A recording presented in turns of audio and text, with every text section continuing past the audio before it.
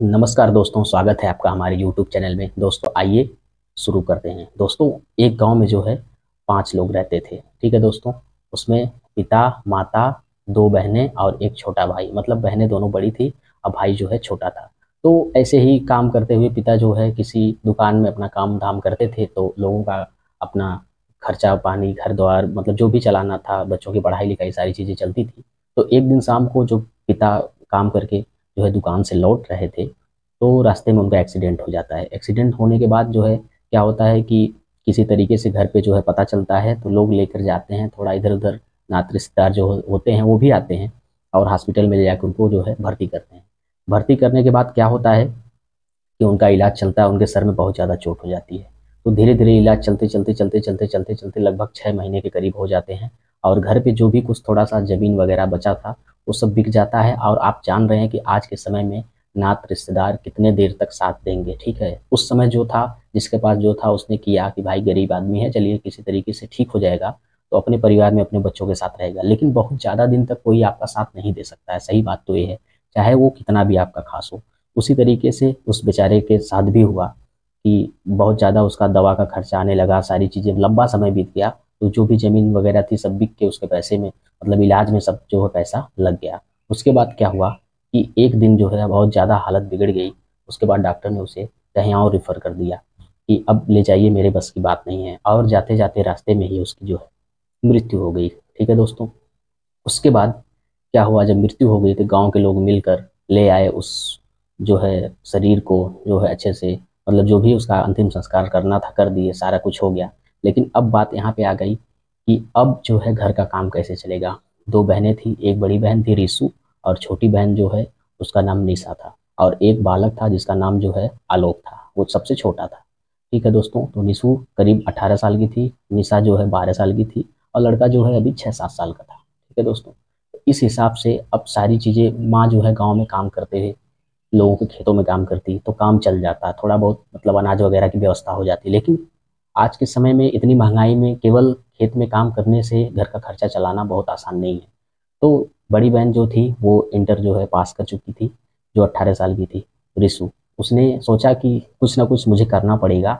वो ऐसे ही गाँव के बाहर मार्केट में जो है एक दुकान थी, वहाँ दुकान पे जाकर वो काम करने लगी और काम करती तो मिल जाता 4-5 हज़ार रुपए महीने आराम से मिल जाता। काम पढ़ाई तो उसकी बंद हो चुकी थी, छोटी बहन और छोटे भाई पढ़ रहे थे।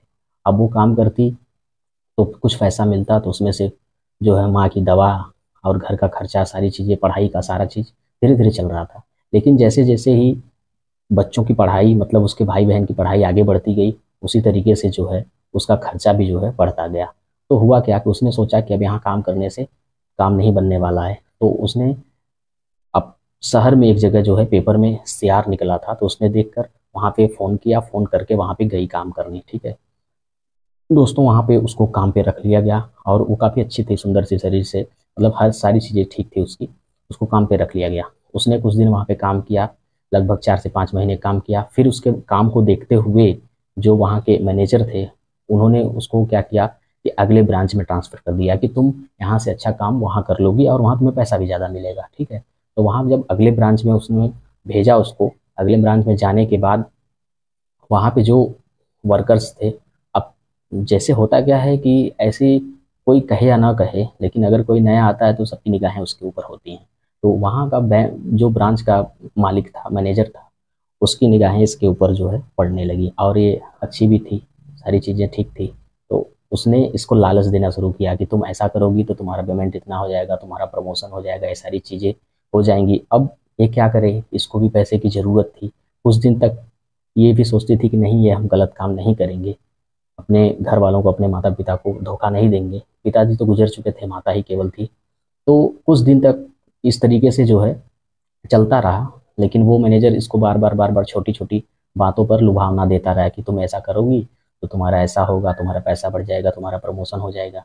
अब इधर इसका भी खर्चा बढ़ने लगा था, घर में भाइयों के बहन की पढ़ाई में पैसा ज़्यादा लगने लगा था। तो इसने क्या किया कि सारी चीज़ें भूल कर जो मैनेजर कहा, आप समझ रहे हैं मैं क्या कहना चाहता हूँ। मैनेजर ने जो कहा, उसने सारी चीज़ें भूल कर अपने आप को दाँव पे लगाकर वो सारी चीज़ें किया। फिर उसके बाद मैनेजर ने क्या किया, तो उसका पेमेंट बढ़ाया, उसको प्रमोशन दी, उसने भी धोखा नहीं दिया, सारी चीज़ें किया। लेकिन अब क्या है कि एक बार होने के बाद अब जो है उसका मन इसके ऊपर फिदा हो चुका था पूरी तरीके से। अब ये जब चाहता तब उसको कहता, जब चाहता तब जो चाहता वो करता। इसी तरीके से जो है अब ये पूरी तरीके से फंस चुकी थी उस जाल में। अब इसे काम भी नहीं छोड़ सकती, काम छोड़ेगी तो फिर पैसे नहीं आएंगे, और ये अगर उसका कहना नहीं मानेगी तो काम से निकाल भी देगा।